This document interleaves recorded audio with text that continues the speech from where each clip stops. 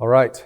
Well, it didn't take long to thin the crowd out a little bit. I knew that would come. I didn't think it would come by week 2. But just as word of upfront, if you came in late last week or this is your first week attending and you have not grabbed a notebook yet, there's a couple extras up here on this front pew in the middle section. But if you do have your notebooks, hopefully you've written your name in it and you're ready to roll for week 2. I do need to say a note about last week because we're filming this and I'm not an AV tech guy. I filmed the back of the room the entire week last week. We're able to capture the audio, so we still uploaded the audio of week 1 with the PowerPoint slides will be sort of scattered throughout the video. But if you go back and think, I want to go back, or I missed week 1, or I want to go back and refresh, just know it won't be my ugly bug on there. It's we just did a static video and the audio is uploaded. So hopefully going forward, we got the video for week 2. Let's do a quick refresher. Studying John's book, final book in the New Testament canon called the Revelation of John or the Apocalypse of John, which that's what it's nicknamed. It's technically a revelation of Jesus Christ to John. But we said this revelation is an apocalypse. Anyone remember from last week what an apocalypse is? A revealing or an unveiling, correct. It's not a zombie prelude, but the apocalypse is, remember we made the analogy, it's like in The Wizard of Oz when Dorothy was before the wizard, this big floating green head with pyrotechnics and it's very intimidating. Toto wandered off and found this curtain, pulled the curtain back and actually revealed who was really behind all of this, what Dorothy was seeing. And so John's revelation is a pulling back of the curtain, a revealing of true reality, of spiritual reality. We all, churches of the first century to whom this letter was addressed, and even up till today, we have senses, we have perception with our eyes and our ears, and based on the stimulus that we get from our perception of senses, we think we know what's going on. And John's revelation is, I know you think that's what's going on, but let me pull back the curtain. Let me unveil true reality. Let me show you what's really going on behind the scenes to help you better understand what you're actually perceiving with your eyes and your ears. So John's revelation is an unveiling. We said something about the genre of this book. It's unique in the New Testament canon. We said this is a apocalyptic literature. It's a prophecy, a prophetic book, but not just any prophetic book, like any old standard run-of-the-mill prophecy. It is expressed in a very particular format, which is apocalyptic literature. And we said, just like poetry would be a genre of literature, there's all types of poems in the poetry genre. I gave the example last week of a haiku is one particular type of poem within the broader category of poetry. So it is with John's revelation. It fits in the category, the genre of prophecy, but not just any prophecy. It's a very particular kind of prophecy. It's called apocalyptic literature. And apocalyptic literature has very specific rules for reading and understanding and interpreting that. And we'll say more about that later. The purpose of the book was to, again, do an unveiling, to reveal to the churches, because it was addressed to the 7 churches in the Asia province of the Roman Empire. We listed those 7 churches, and you'll see when we get into the text, basically chapters 1 through 3, that span, each of the churches gets a specific letter. What's unique is that even though, say, when the church in Ephesus, or that's a bad example, the church in Galatia got an example, or a letter or epistle from Paul, it was addressed to them and them only. Now, it's circulated, but it was for their reading and addressed to them. When the church in Corinth got its letters, it was addressed to them. Revelation is unique. This was a sort of a reply all. a bulletin of note to all these churches. So all the 7 churches got the letters from each of all the churches. This was sort of John putting everybody on blast, saying, I want everybody to know what's going on in all the churches in this Asia province of the Roman Empire. So it's addressed to the 7 churches in Asia. The theme is there's this conflict going on between good and evil, God and his Christ and those who follow him, and then Satan, the great enemy, the dragon, and those who follow him. And there's this conflict of between the spiritual battle of good versus evil. And so the letter was addressed to these churches to give a warning. Here's what this battle is like. So be ready and prepared for conflict. Be ready and prepared for persecution. Be ready and prepared for opposition and resistance, but also be ready and prepared for temptation and to try to allure you away and be tempted to unfaithfulness and abandoning your faithfulness to the Lamb. I'll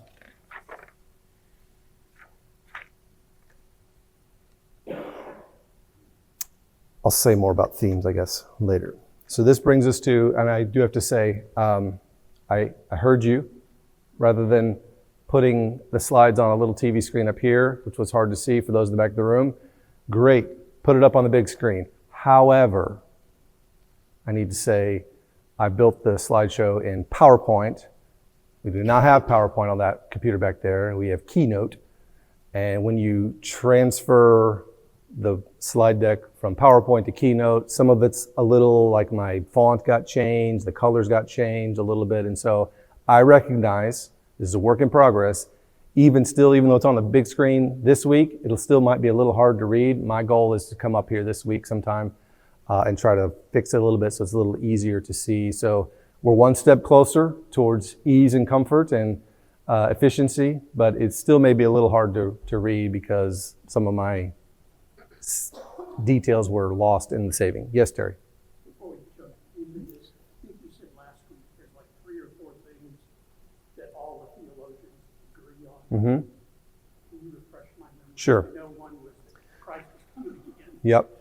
So we said in preparation for this week, which we'll look at this week, we said there's 4 mainstream views on how to interpret the book as a whole, the whole book of Revelation. 4 main views. And if that's not enough, when you get to chapter 20, there's this event described in the book called the millennium, this 1,000 years of Christ's reign, 1,000 years of peace. There's 4 views on just that event alone. So you got technically 8 options or any combination of those 2 sets of 4. And what we said initially is, I have a view that to me personally is the most compelling, makes the most sense, not just within the parameters of the book, but working with the rest of the New Testament and the entire Bible. But I had to say, I'm not sure I'm right. I might be wrong.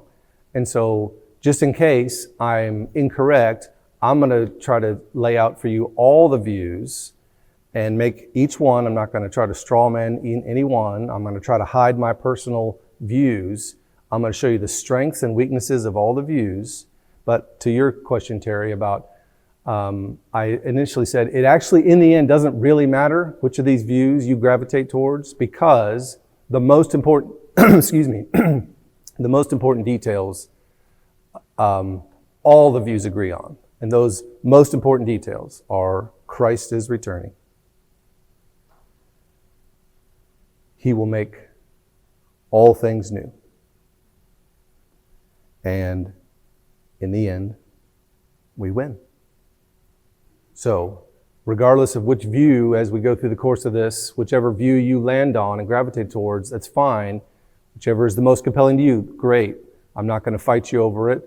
You do the best that you can. I'll do the best that I can. But in the end, no matter which of these views you land on, we all should be on the same page about the most important things. In the end, Christ will return to make his kingdom, kingdoms of our God, the kingdoms of his Christ and of our Lord. And all the enemies of God will be vanquished. He will set up a new heaven and a new earth. He'll make all things new, where we will live in perfect harmony with him forever. So in the end, Nothing ultimately can harm us. We win in the end. All the views agree on that. So it's okay if you say, well, I think this one, Group A makes the most sense to me. That's fine. Well, this one over here thinks Group B makes the most sense to them, and this one over here thinks Group C makes the most sense. That's fine. Doesn't matter, because in the end, we'll all agree on the most important points. Okay?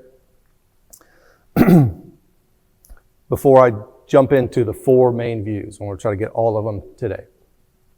Any further clarification on just the background, the setting, the context, the theme, how apocalyptic literature works?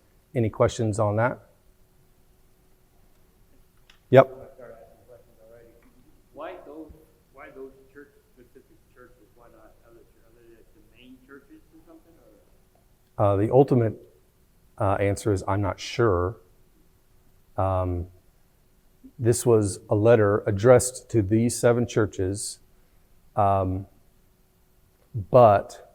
it wasn't like Ephesus got its own letter, and Pergamum got its own letter, and Smyrna got its own letter. All the churches got all the letters to all the churches. So this was, I think, written in such a way as we got several expressions of Christ's kingdom scattered throughout the Roman Empire at the moment. I'm going to pull back the curtain because all of you have different circumstances that you're dealing with. I'm going to pull back the curtain, show you a glimpse of real, true spiritual reality. So this will be helpful to everybody. You might be in Ephesus dealing with a certain set of circumstances, but it will be helpful for you to know what's going on with Smyrna and Thyatira and Laodicea. So I think it was just God's providence to say, I want all the churches, all the expressions spread out all over the Roman Empire. I want all the churches to have this glimpse. When I pull back the curtain, I want all of them. It would be good for all the churches to know what's going on in spiritual reality. Okay? All right. Let's do it.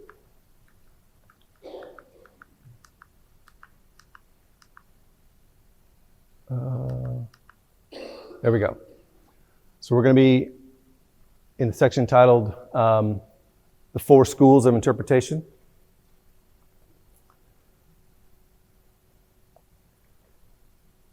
First one up is what's called preterism, or partial preterism.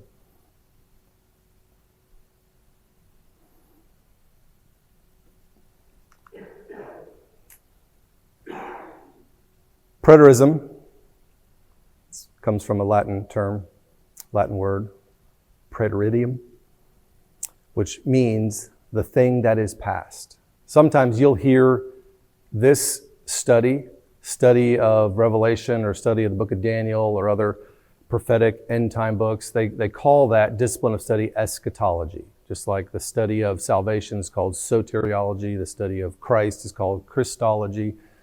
The study of the Holy Spirit is called pneumatology. The study of what we classically understand as end-time stuff, they call that eschatology. Okay, you're almost there. The word eschatology technically means the study of last things. And we gotta nuance it a little bit. It doesn't mean, once we go through the course of this book, you'll see that there's sort of 2 endings. There's the end of human history and the events leading up to that as we know it. But then there's this eternal event that goes on indefinitely after the end of human events. Eschatology, properly understood, is the study of the last events in human history, not so much the forever and ever in God's new creation. So when we say eschatology or the study of last things, we're talking about the final events in human history as we know it and have experienced it, okay? So preterism is this idea of things that are past. So a preterist who goes to Revelation and reads John's Revelation, it looks at the text and says, I think this is describing things that are past, things that have already happened. Thinks that the fulfillment of most of Revelation's visions already occurred in the distant past during the time of the early Christians. So a preterist approaches this book and says, this seems like it was written to the 7 churches in Asia. And it seems like all of this coded, mysterious imagery and wild analogies and symbolism seems to be addressing the situation and the events of these 7 churches in Asia. So a preterist would be somewhat 2,000 some years removed from the events of the first century, and they read it and say, yeah, seems like it's describing what they were dealing with back then. Okay?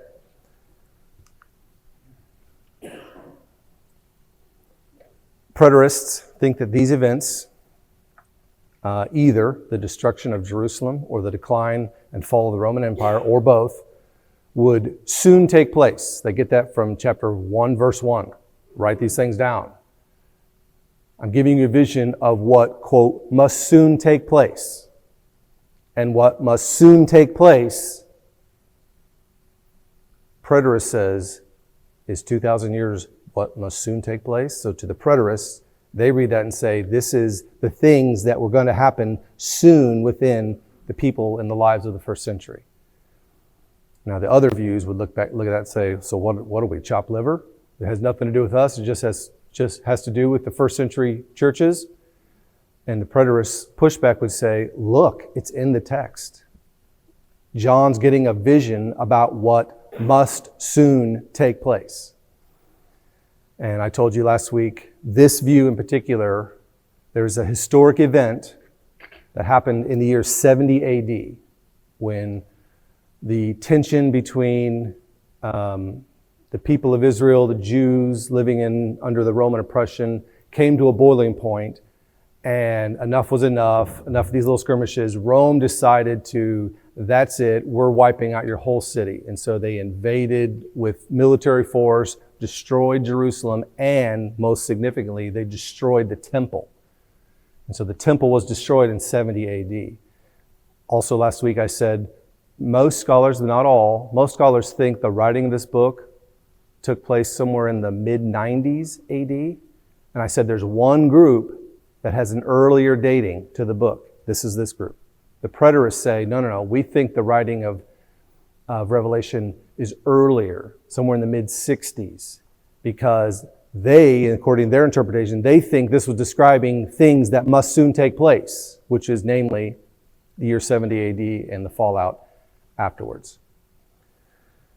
Now, I'm distinguishing between preterists. I have to split hairs because they're technically speaking is what you call a full preterist and a partial preterist.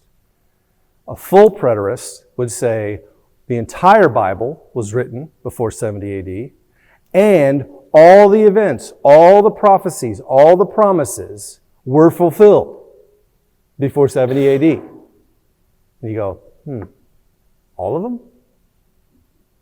Even the return of Christ? Even the death of death? Making all things new? That already happened, 70 AD? And a full preterist would say, yep. And you go, doesn't look like it to me. So I have to be honest, there aren't very many full preterists out there. There are some. I know one personally. He texts me all the time, trying to persuade me that all this happened in 70 AD. Bro, I'm not convinced. Doesn't look like death has died yet. This doesn't look like new heavens and new earth to me. So there aren't very many full preterists. So most of the time through the course of this study, when I refer to a preterist, I'm going to be referring to what is called a partial preterist. Partial preterist believes all, or not all, but most of the events described in the book of Revelation happened up to 70 AD and the fallout afterwards. They say the very, very end, like the return of Christ, the resurrection of the dead, the great white throne judgment, the new heavens and new earth. They would say, a partial preterist would say, well, that hasn't happened yet, obviously. So a partial preterist is thinking Revelation is addressed to the first century. It's talking about first century events, except for there's a little bit left undone, namely Christ returns, resurrection, judgment, new heavens and new earth. Okay? So I have to distinguish between full preterists and partial preterists. For the most part, going forward, when I say preterist, I mean partial preterists, okay? Because again, there aren't very many full preterists out there, and they're not highly respected because their view is not very compelling. But they are out there. He texts me.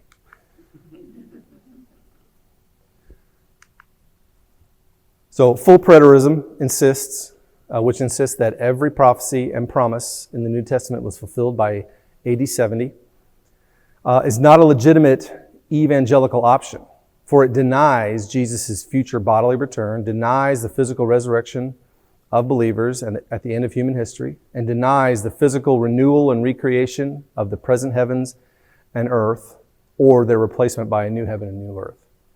So I think full preterism is disqualified from any Bible-believing, evangelical student of the Bible because it just doesn't work.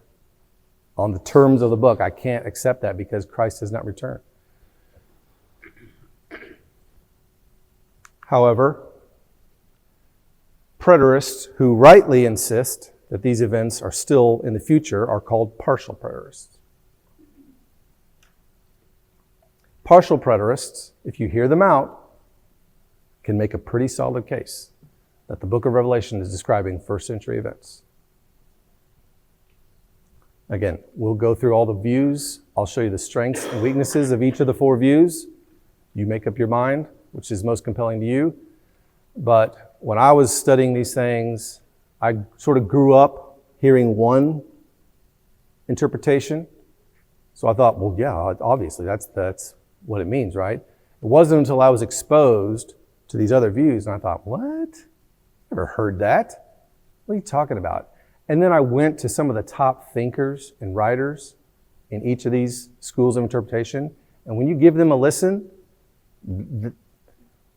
they're not just blowing smoke. Like, they've got verses. They've got arguments that when you hear the top preterists, the top futurists, the top historicists, the top idealists, you go, oh my gosh, maybe, I don't know, maybe they make a pretty good point. They might be right. And so that's my goal is, again, I'm not going to try to straw man all the ones that I don't agree with and then lift up the one I think is best. I'm going to try to show you the best case for each view and let you make up your mind.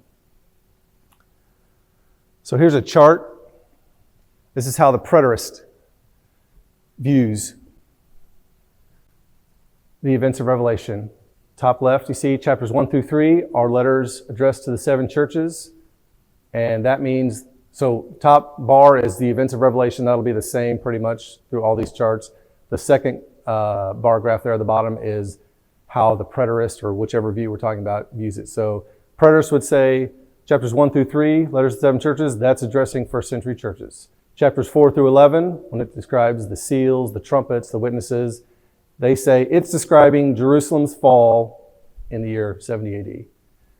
Preterists would say chapters 12 through 19, events describing the woman and the dragon and the beasts and the bulls and the great harlot or the great prostitute of Babylon and Armageddon. They say that's describing Rome's fall in the 4th century. Then you get to this chapter 20, about the millennium. They think verses 1 through 6 of the millennium is from the end of Rome's fall, the rest of the patristic, medieval, Reformation, and modern church eras, or church ages. And then the middle of chapter 20, verses 7 through the end of the book, where the dragon is destroyed, all the in the graves rise, the white throne judgment, all things made new. That is describing the second coming, the general resurrection, the last judgment, and the new heaven and new earth. Okay? So you have that in your graph if you need to just kind of let it marinate for a little bit. Again, as we go through the different views, each one has a little different depiction as shown on this graph. Any questions on the preterists? Anything I need to clarify? Partial preterist. Cut it off of that last box. Correct. This is an illustration of a partial preterist because they still think that very last segment there, where Satan is defeated, Christ returns, new heavens and new earth, resurrection, judgment, they still think that hasn't happened yet. So they're a partial preterist. They don't think the whole thing's already describing past events. They think most of it's describing past events except for that last section on the right. Good there? Okay. So that brings us to the second group, historicism.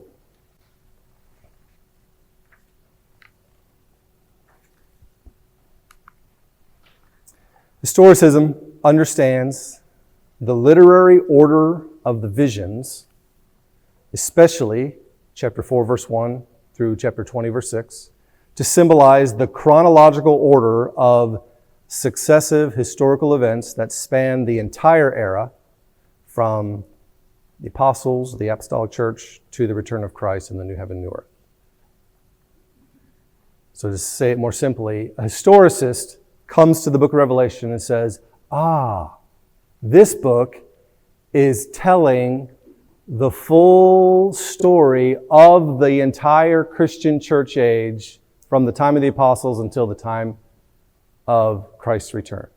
So they see the different events and the different chapters chronologically, and they say, this chapter represents that era. And then a few hundred years later, this historical event, that chapter describes this event in history. And so the historicist sees Revelation as a gradual, almost like a slinky going downstairs, a gradual unfolding of church history in the successive chapters of Revelation. Okay? So they take a chronological view, saying, okay, the early chapters in Revelation, you date it's describing events near the first century. And as you work your way through the entire book of Revelation, you're moving at warp speed through time, through the centuries and the millennia of the church age, as you go through the patristic era, the medieval era, the Reformation era, modern church era, etc.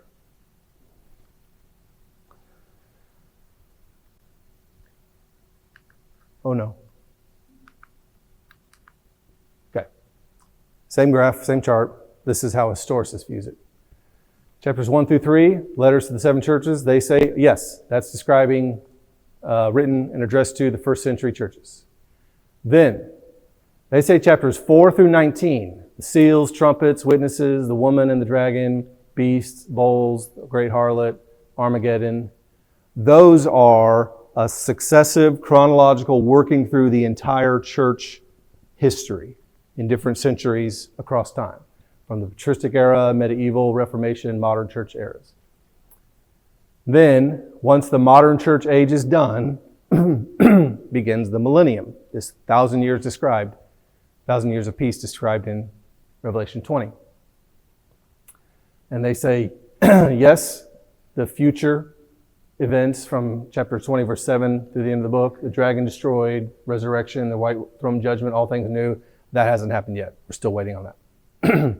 So a historicist is a history nerd who views Revelation as, what a creative, artistic way of giving us a, 30,000 feet view of the unfolding story of Christianity as it moved across the globe throughout time. Okay? Any questions on that? Yes? Some do, some do not. Some think that the millennium is sort of it's not like a light switch and then boom, it's suddenly on. You sort of grow into it. It's sort of coming on, it's more like a light switch on a dimmer. It starts off dark and gradually you're bringing up the lights. And they say this millennium, this reign of Christ is almost like slowly going from a dark room, gradually getting brighter, brighter, brighter, brighter, brighter, brighter, brighter until it's all the way on. They all agree it's not fully realized. If it started, it's not fully here yet. But some would say, no, it hasn't even started yet. It's still in the future. Good. Any other questions? Okay, so you have the preterist, thinks this is describing, partial preterist, thinks this is describing things in the past, first century. Then you have the historicist that thinks this entire book is describing the whole story of the church, the Christian church, as it worked its way through the centuries across the globe. Okay? Let's move to the third school of thought. What's called futurism.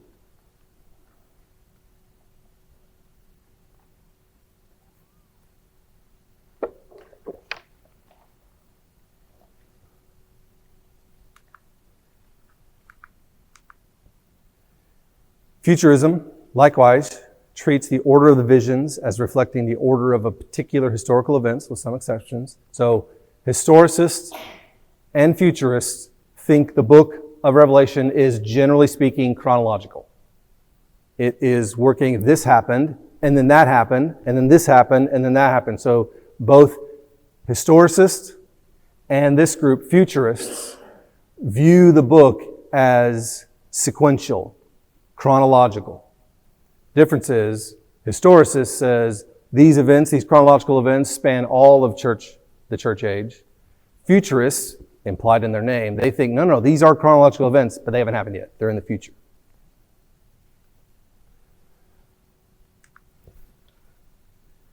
Futurists, however, typically view the visions of chapters 4 through 22 as representing events still future to even 21st century readers. So a futurist reads this book and says, wow, sounds amazing, it's going to be epic, but it hasn't happened yet. Preterist, already happened. Historicist, some has happened, is happening now, will continue to happen.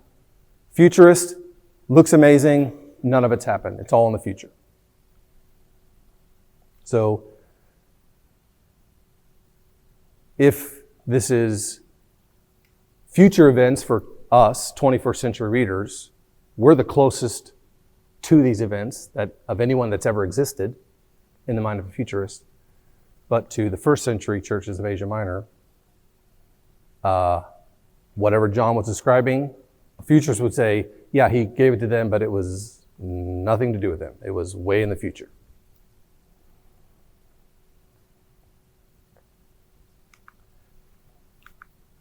This is a hair trigger on this clicker. Bruh. All right. Thank you for the heads up. For many futurists, these coming events include a discrete 7-year period of intense tribulation, described in chapters 6 through 19, followed by a millennium, described in the first part of chapter 20, in which Christ will rule on the earth before the general resurrection and the inauguration of the new heaven and new earth, which is described at the end of chapter 20 through the end of the book.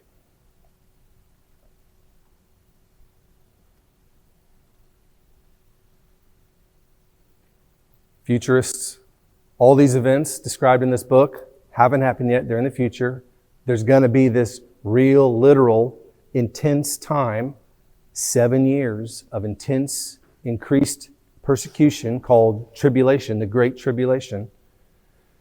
And that will happen up until Christ returns and the inauguration of the new heaven and new earth.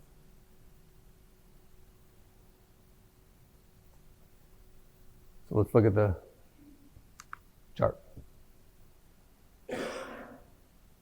Now, this is going to be a little complicated because there's 2 groups here in the futures category. Remember I told you there's 4 options for the millennium. Both of those 2 options. Bro, thank you. So, there's 2 different millennial options, A, B, C, or D, that are futurists. So remember, there's 4 views of the whole book, and then 4 views just on the millennium. 2 of the views just on the millennium would say, oh yeah, we are in the futurist group. Our view of the whole book, we're futurists. But when you get to chapter 20, they part company. They're similar, but they say, I don't think you're right.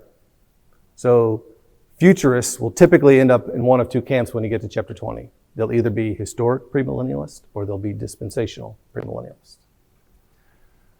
So let's look at the historic premillennialists first. Historic premillennialists say chapters 1 through 3 are written to first century churches. Then you have this period of time. See the lower box there? The patristic, medieval, Reformation, modern church eras. That's just the church existing. The events of Revelation haven't happened yet, so there's no drop-down arrow for them. That's just a span of time. We're waiting still on these events in Revelation to happen in the future. So then when you get to chapters 4 through 19, Revelation, seals, trumpets, witnesses, women, dragon, beast, bowls, harlot, Armageddon, they say that happens in the future in this time called the tribulation. All these cataclysmic events described in chapters 4 through 19 is a future event that they call the Great Tribulation. And they say, after the Great Tribulation, historic premillennialists say, then you have the second coming, the resurrection, Battle of Armageddon. Then you get to the millennium, first part of chapter 20, where Christ reigns on earth for 1,000 years. And after the end of that 1,000 years, boom, dragon is destroyed, the final resurrection, great white throne judgment, God makes all things new. And they say that is the final end of the story. Okay? So that's historic premillennialism, their chart. Here's the other millennial view, the dispensational premillennial view, both futurists. Chapters 1 through 3, addressing the 7 churches of Asia Minor. Those are addressed to first century churches. Then you have this long period of just the church existing, patristic, medieval, Reformation, modern church eras. This is what distinguishes the historic premillennialists from the dispensational premillennialists. Historic premillennialists think you go right into tribulation. Dispensational premillennialists say, we think there's this event, this rapture event where the church is raptured out. It's taken out of the earth, preserved, so they don't have to go through this great time of intense persecution called the tribulation. So they have an extra box inserted there. The rapture happens, boom. I think that happens at the end of chapter 3, before you get into chapter 4, at the beginning of chapter 4. Then, the events of Revelation, chapters 4 through 19, seals, trumpets, witnesses, woman, dragon, beast, bowls, harlot, Armageddon. That happens in the tribulation. Then they say, this millennium, Christ comes at the end of the tribulation, and his second coming is at the Battle of Armageddon, where he annihilates the enemies, and then thus ushers in the 1,000 years of peace. And then, just like the historic premillennialists, the great ending, dragon destroyed, thrown into the pit, white throne judgment, resurrection, all things new. That is the very end. See the differences? Okay.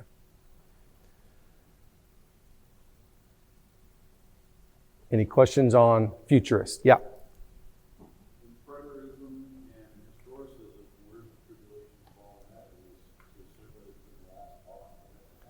The preterist says what is called the tribulation, that's describing first century events. So the tribulation is the invasion of Rome on Jerusalem, the destruction of the temple. The historists would say the tribulation is the opposition that the church has been experiencing as history unfolds. Futurist says, nope, hasn't happened yet. Make sense? Okay. Yep. So, you're not describing it, but is there, in a dispensational, once the rapture comes, is there no longer salvation available? Or when, how does that work in with that philosophy?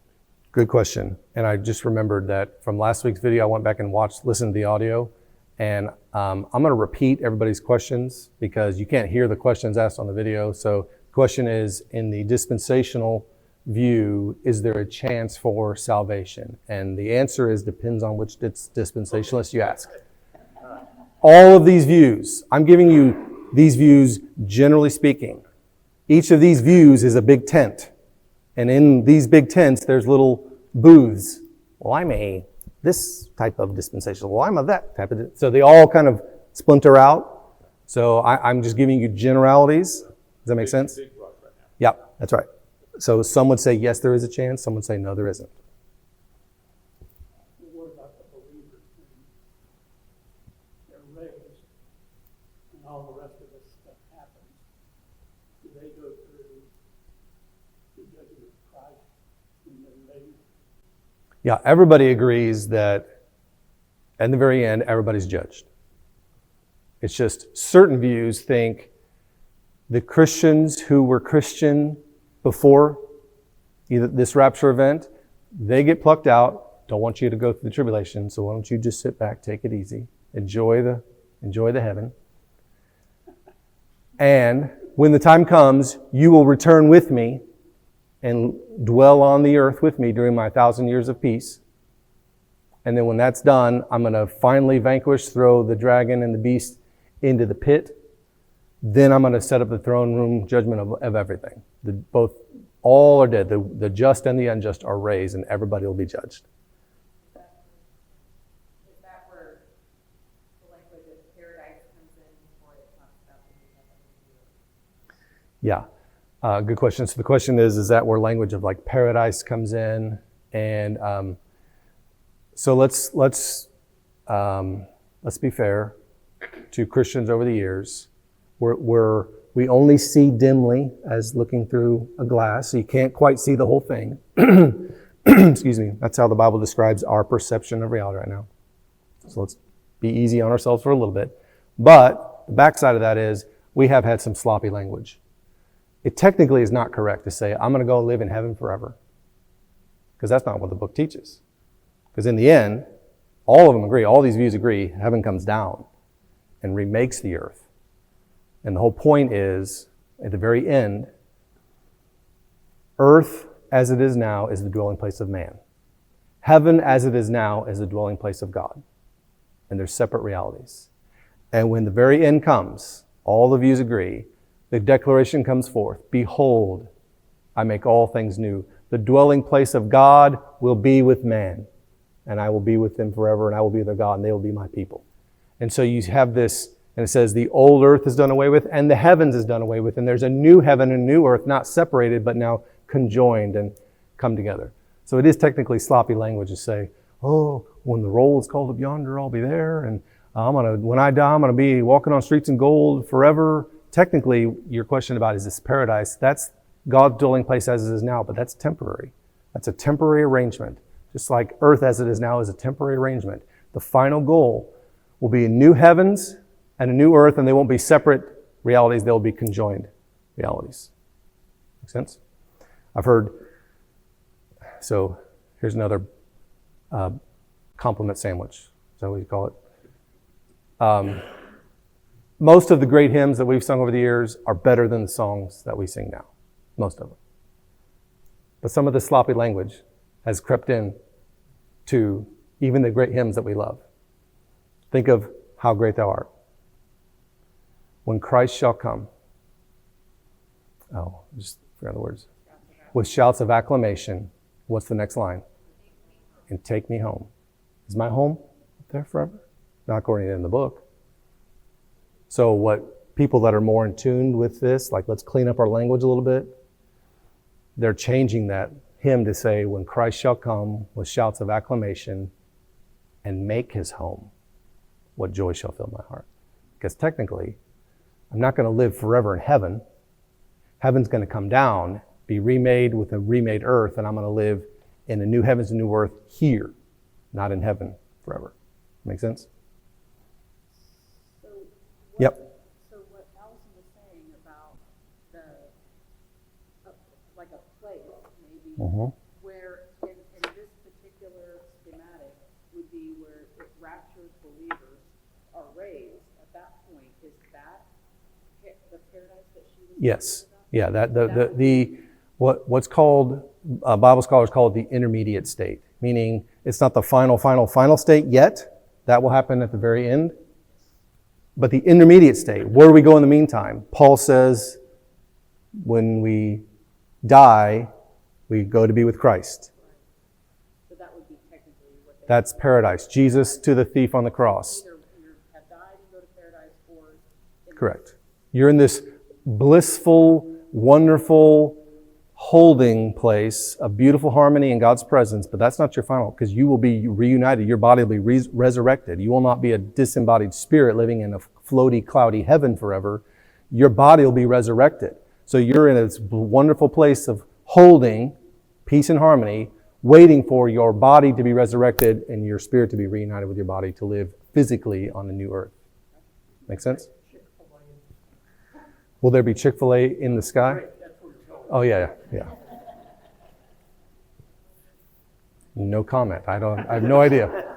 That might be sloppy language also. Maybe. I was picturing ribeye steak. Yeah. Fried chicken. Okay. Ready for the last option? So we've got preterist, things past. Historicist, the things of events in Revelation of gradual unfolding of the church age throughout church history. Futurist, all these events will take place in the future. Then we get the very last group called idealists.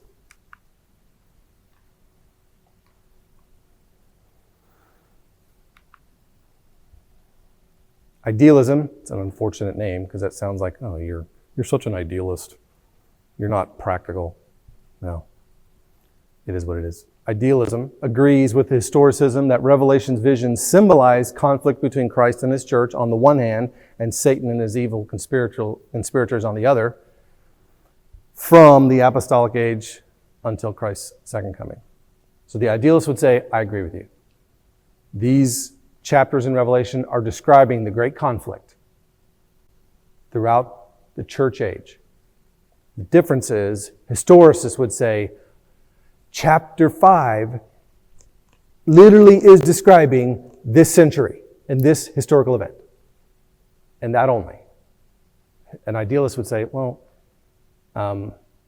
no, I think it's describing those types of events.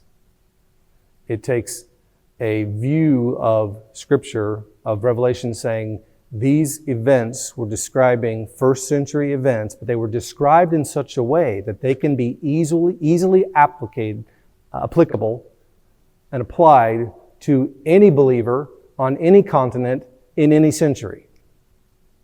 So they say it was John was given this revelation and used apocalyptic literature and did not use specific names and specific places, because if you're in 1930s Germany or early 20th century Russia, and you're dealing with a Hitler or a Stalin, they might read Revelation and say, well, good for the first century churches, but what am I to do here? The idealist would say, no. This was described in such a way of what's it like to live under a beast? What's it like to live under severe persecution? This was describing the cosmic age-old battle between good and evil. And so whether you find yourself in a 20th century Russia or 1930s Germany or any time where there's been a beast-like figure opposing Christ and his church, idealists would say the book of Revelation is for you. Because this is the method. This is how you stay faithful to the Lamb while living in a place like Babylon under the cruel oppression of a beast like fill in the blank. So an idealist that says, yes, it is describing the conflict, but it's not one particular historical event. It's all the history. Does that make sense? Maybe I need to say more. So yet the idealist interpreters believe that the presence of, here's a term, I didn't underline it in your book, but you're going to want to underline this book because I'm going to use this word more than once. The term recapitulation means that the visions, literary order, need not reflect the temporal of a particular historical event. Anyone know we use an abbreviated, a shortened version of the word recapitulation frequently in our day and age? Anyone know what's the abbreviated word? Recap. That's right. If I'm going to give you a recap of something, I'm going to give you let me tell you again in summary what just happened. Plenty of Bible scholars, even in multiple of these four views of interpretation, would say John in his revelation, using apocalyptic literature, uses recapitulation, meaning he keeps describing same events multiple times, just from different perspective. So if I went to the NBA Finals and I got front courtside tickets to watch the Knicks win their first championship that they won in like 50 years or whatever it was, I will be having my phone out and I'll be taking videos courtside, but I've never been in Madison Square Garden before, and so I want to take a trip. I want to walk up to concessions and I want to take some video up there, and I wonder what the nosebleeds are like, and I take up to the nosebleeds. I'm not sitting here with these cheapskates. I'm down courtside and I take some video up there, and I come back and you say, tell me about the championship game. What was it like? Let me show you some videos. I would show you videos of the same event, just from different perspectives. Here's what it was like courtside. Here's what it was like from the concession stands. Here's what it's like up in the nosebleeds. Same event, but I'm recapping that event from different perspectives, different angles. So recapitulation in John's revelation is describing the same events, just standing from different vantage points, different angles, different elements highlighted. Okay? Oh gosh, running out of time.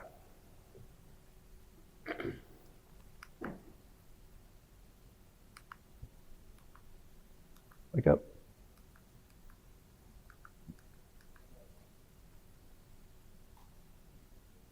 Thank you.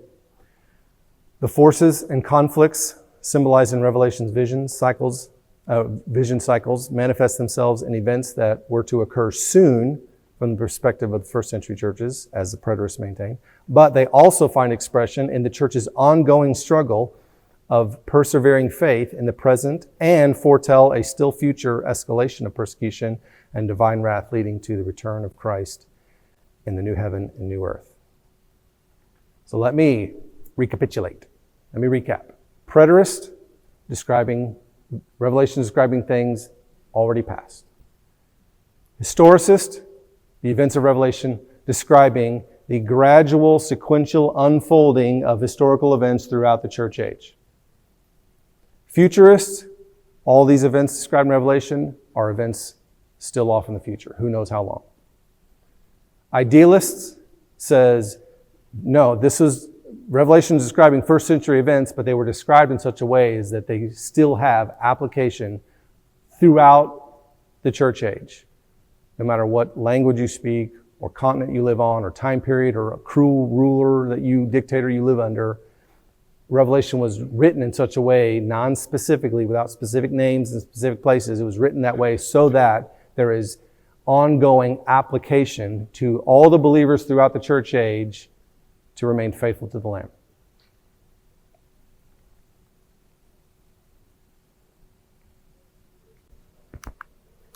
All right, here's the idealist view. Chapters 1 through 3, letters to the 7 churches, that's first century churches. Then chapters 4 through 19, the seals, trumpets, witnesses, women, the woman, dragon, the beast, bowls, harlot, Armageddon. That's describing not just one particular event sequentially and chronologically, but these are events that describe all of these periods. All of these apply to the patristic period. All of these apply to the medieval period. All of these apply to the Reformation period. All of these apply to the modern church era. It's like a stencil. Whatever time period you find yourself in, the book of Revelation is a stencil. You can say, oh, okay, so this is how I need to be faithful to the Lamb. And this is the beast in my era. This is Babylon in my time period, etc. Then you get the very end. The millennium, Christ's reign is the conclusion of human history, and the resurrection, judgment, etc.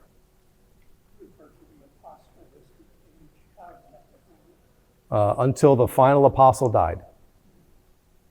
Once the last of the 12 were dead, John was the last. Then you have, that's the end of the apostolic age, then you have their disciples carrying the church forward. The early church fathers. Okay. Yes, Marcia.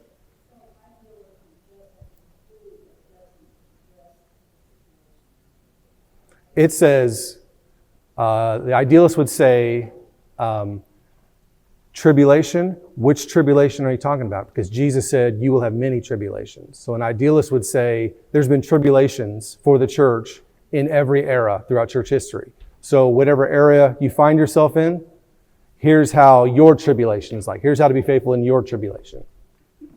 So it's a non-specific tribulation for readers. Okay, yes? I haven't covered that's one of the 4 millennial views. I'll say more about that later, yeah. Okay. Sorry, it's 10:30.